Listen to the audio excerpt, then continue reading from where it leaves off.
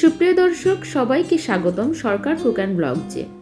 যে যেখান থেকে দেখছো সবাইকে স্বাগতম। কেমন আছো সবাই? আশা করছি সবাই ভালো আছো।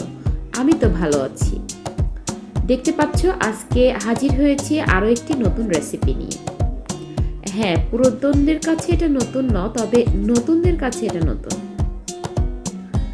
আমরা নতুন যারা আছি তাদের জন্য আজকে রেসিপিটা অত্যন্ত কার্যকরী। আজকে আমি তোমাদের করে দেখাতে চলেছি ট্যাংরা মাছ। হ্যাঁ, আমি নদীর 250 গ্রাম ট্যাংরা মাছ সেটা সুন্দরভাবে কেটে ধুয়ে লবণ হলুদ মাখিয়ে এবারে সেটা হালকা করে ভেজে নেব। আর রেগুলার মাছ রান্না করার জন্য আমাদের যা যা লাগছে আজকে আমি তাই ব্যবহার করছি। আর এটাতে আমি সবজি হিসাবে নিয়েছি আলু ও বেগুন। তোমরা চাইলে সিজনাল যে কোনো সবজিতে এটা করতে পারো। তো আমি মাছটা হালকা করে ভেজে নিয়েছি, এবার উঠিয়ে নিচ্ছি।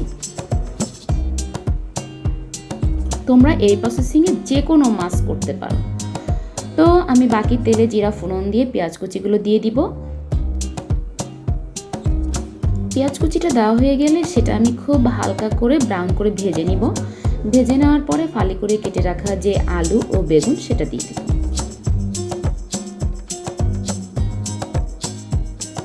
আমার অ্যাকচুয়ালি আসলে শুধু মাছ ভালো লাগে না, আমি সবজি অনেক পছন্দ করি, তাই আমি মাছে পর্যাপ্ত সবজি দিই।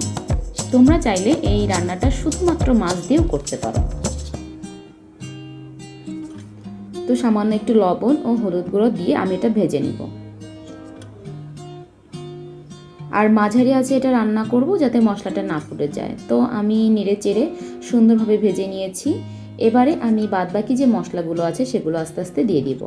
তো আমি আজকে রান্নাটা করছি কাঁচা ঝালে, অর্থাৎ কাঁচামরিচ কুচি দিয়ে দিচ্ছি এখানে পর্যাপ্ত। তারপরে দিয়ে দিব ভাজা জিরা গুঁড়া ও মরিচ গুঁড়া। এখানে ঝালটা মূলত হবে কাঁচামরিচ থেকেই, আর সামান্য একটু মরিচ গুঁড়ো ব্যবহার করছি। তো মশলাগুলো দেওয়া হয়ে গেলে আমি এখন সামান্য একটু জল দিয়ে এটা কষিয়ে নিব। আসলে জল না দিলে মশলাগুলো নিচ থেকে লেগে যাবে, পুড়ে যাবে, খেতে ভালো লাগবে না তখন তরকারিটা। তো আমি একটু জল দিয়ে এটা কষিয়ে নিচ্ছি। আর আমার এই তরকারিটা কষানো হয়ে গেলে আমি এখানে পর্যাপ্ত ঝোলের জন্য জল দিয়ে দিব।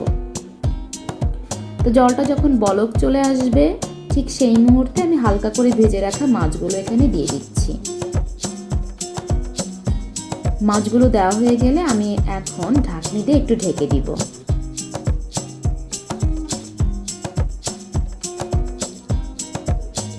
তো খুব সুন্দরভাবে এটা 10 মিনিট মতো কুক হবে। আর এটা যখন 10 মিনিট পর চলে আসলাম তখন এটার লুক এরকম। তো তেলগুলো সব উপরে উঠে এসছে। আর আমি একটু লবণটা চেখে নিলাম, লবণটা একটু কম ছিল, দিয়ে নিয়েছি। আর আমার ট্যাংরা মাছের ঝোল অলমোস্ট একদম রেডি। তো আমি এখন এটা নামিয়ে নিচ্ছি। আর আমি এটা গামাখা ঝোল করেছি, খুব বেশি ঝোল এটা ভালো লাগবে না। তো এই হচ্ছে ফাইনালি আমার ট্যাংরা মাছের লুক। এটা দেখতে অসাধারণ হয়েছিল আর খেতেও ছিল দারুণ টেস্টি। যে কোনো মাছ আমরা এভাবে রান্না করতে পারি। আর শেষে চাইলে আমরা একটু ধনেপাতা কুচি দিতে পারি। আর আমি আজকে দেইনি কারণ আমার হাতের কাছে ছিল না। আমি চেষ্টা করি সবসময় আমার হাতের কাছে যা থাকে সেগুলো দিয়েই রান্নাটা শেষ করার। তো এই হচ্ছে আজকে আমার ট্যাংরা মাছের আলু বেগুন দিয়ে করা। তো দুপুরের মেনুতে আমার এটাই ছিল। এছাড়া আরও অনেক কিছুই ছিল, আমি একে একে তোমাদের সঙ্গে সবটা শেয়ার করব। তোমরা এখনও যারা সরকার কুক অ্যান্ড ব্লগস চ্যানেলটিকে সাবস্ক্রাইব করোনি এবং ফেসবুক থেকে ফলো দাওনি, তারা অবশ্যই সাবস্ক্রাইব এবং ফলো দিয়ে দিবে। আর লাইক কমেন্ট শেয়ার করতে ভুলবে না। গত সপ্তাহে আমি তোমাদেরকে ইলিশ মাছের রেসিপি দেখিয়েছিলাম, আজকে দেখিয়ে দিলাম ট্যাংরা মাছ। তো এইভাবে আমি রেগুলার চেষ্টা করব তোমাদের নতুন নতুন রেসিপি দেবার জন্য। তোমরা পাশে থাকবে। এটা দেখতে যেমন সুন্দর হয়েছিল, খেতেও ছিল অসাধারণ। মাছটা অনেক সফট ছিল।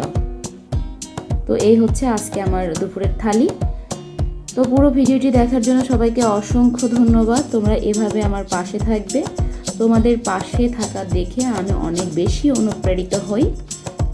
তো সামনে আবার চলে আসবো নতুন কোনো ভিডিও নিয়ে। তো সে পর্যন্ত সবাই ভালো থেকো।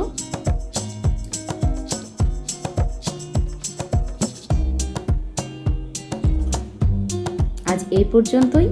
বাই।